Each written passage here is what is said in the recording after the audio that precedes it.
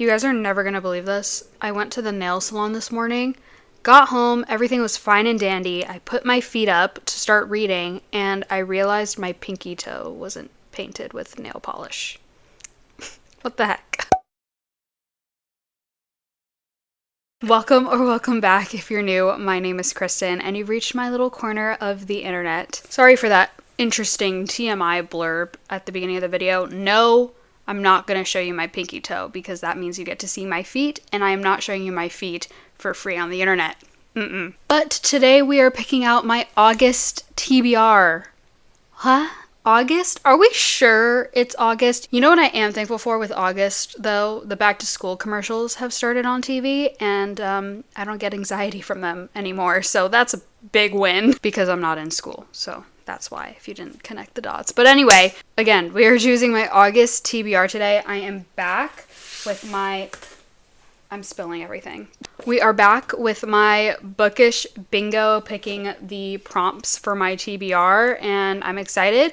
I didn't add too many new ones. They're pretty much the same from last month. Yeah. So we're just gonna pick the numbers here that correspond with a box on the bingo card, and that's the prompt we get, and we choose a book, and it's pretty self-explanatory from there, but I just explained it to you, so now you get it if you didn't understand. So yeah, without further ado, let's pick my August TBR. Let's pick book number 1, and I will say for my July TBR, I'm doing pretty well. There's one book I probably will not get to, and it's a fantasy, because I just don't want to read it, but all right, let's pick, oh, got 2 there. Pick our first number, B1. Ooh, B1, a book that I think will be a low rating. I hate this prompt. I don't like this prompt because I just don't like going into books with a preconceived notion, but a book that I think will be a low rating. Honestly, I think I could go with like the last book in the Crazy Rich Asians trilogy. The second book was not very good. I didn't love it that much. The first book I did really like. I gave it 4 stars. The second book I gave 3 stars, so I feel like if it's on the same trajectory of the second book, then I may not love this. I tend to rate dark mafia romances like under 4 stars. I rarely give them over 4 stars, so I could go with Broken Vow by Sophie Lark, but I'm actually really looking forward to this one because it's, I forget why. There's cowboy boots on the cover, so I know it's with one of the brothers' friends, I think, from the family in the book. I'm describing this really well. Honestly, with everything that I've been hearing about Deep End this year, that could also be on the list. But I think just to finish up a series, I think I'm going to pick Wow, I can't speak today. I think I'm going to pick Rich People Problems by Kevin Kwan. This is the last book, like I said, in the Crazy Rich Asians trilogy. So I think it'll be nice just to wrap this up. And I do listen to these. I've listened to the last 2 all on audiobook. So I just borrow them from Libby and listen to them on my morning walks and whenever I can listen to an audiobook. So this one I will probably be listening to, and I think it will get maybe a 3 star. So not a super low rating, but that's what I'm predicting. So I'm going to go with this, Rich People Problems. Honestly, kind of glad we got that prompt out of the way so we can pick maybe something with a little bit more positivity. Okay, we got our second number here for book 2. Oh, I didn't say how many books I want to pick. 6? Maybe 6. We'll see. I won right next door. A book perfect for summer. Yes. Okay. We have a few options. One Golden Summer, People We Meet on Vacation, The Summer We Ran, You with a View could be a good option. 32 Days in May also could be a really good option. I did actually start this. I think I read the first 2-ish chapters and I put it down because I actually wasn't in the mood for it. So, we could go with that.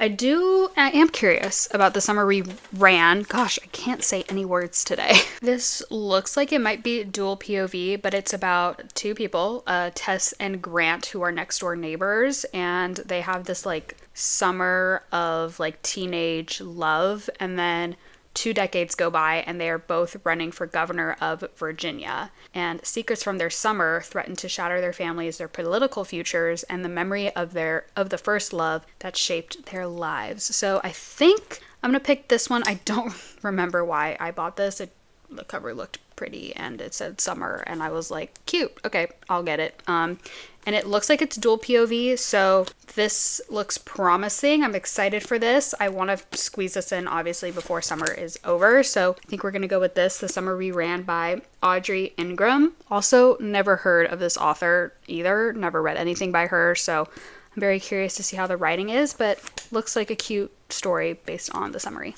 All right, book 3. Let's see what we get. I've been getting a good luck with like free spaces recently, so we'll see if we actually get one. I4, a book I bought somewhere other than Amazon. Okay, a few options for that here. I mean, a majority of my books are from Amazon, but I do get some in like book subscriptions and stuff. These two, First Time Caller and Any Trope But You, are from book subscriptions. I actually have a blind date with a book that I picked up at the Ripped Bodice, so this could be an option. And then I just got a new book a couple days ago from another book subscription from my probably smut book subscription box, Shadowed Obsession by Evelyn Lee. I still have it wrapped up all pretty, but that could be an option as well. So good amount of options here. Honestly, I think because this has been sitting on my cart the longest from like not being bought from Amazon, First Time Caller, I've had this since February, since it came out, and I've been meaning to read it. Everybody who's read it really loves it, so I think I'm going to do this one. And I love B.K. Borison's books. I read all of the Love Light Farms books, all 4 of them, and I really enjoyed that series, so I am curious about this one, so we're going to add First Time Caller to the TBR. All right, book 4, over halfway already. These always fly by so fast, and that's why I end up picking more books than I need to. So we'll see if I have some self-control this month. All right, 04, a book with a magical creature. I got this prompt for my July TBR, and I picked When the Moon Hatched. And that's the book I was like, I'm probably not going to read this month. Okay, just to switch it up so I don't pick When the Moon Hatched again, I'm going to pick Half-Blood by Jennifer L. Armentrout. This has been on my TBR for a minute, and I know this is like a super long series. This is the first book in this series, the Covenant series, and it says there's like these things called daemons in the book, and I looked it up. It's like something... It's like a Greek creature, a divine or semi-divine being that mediates between gods and humans. Sure. And I actually haven't read anything by Jennifer L. Armentrout, and I know she's a big author, so I've been wanting to get to her stuff. So I think we're going to add this to the TBR. We'll see if I actually get to it. But yeah, kind of excited about this one, I guess. All right, book 5. We are rapid firing through this. This is crazy. And all the books I physically own so far. So we'll see if that changes with this number.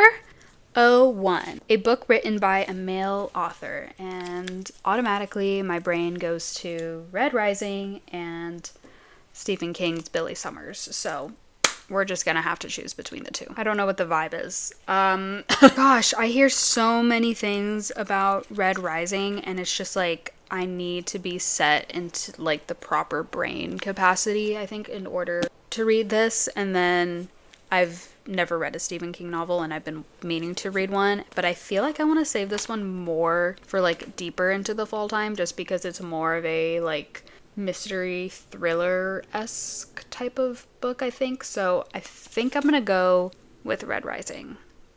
So wish me luck. I have no idea how the heck I'm gonna feel about this, but apparently the series is absolutely insane. So yeah, a book written by a male author, Pierce Brown, Red Rising. All right, quite an interesting stack we have here. Some fiction, some sci-fi, fantasy, romance. My goodness, a little bit of everything.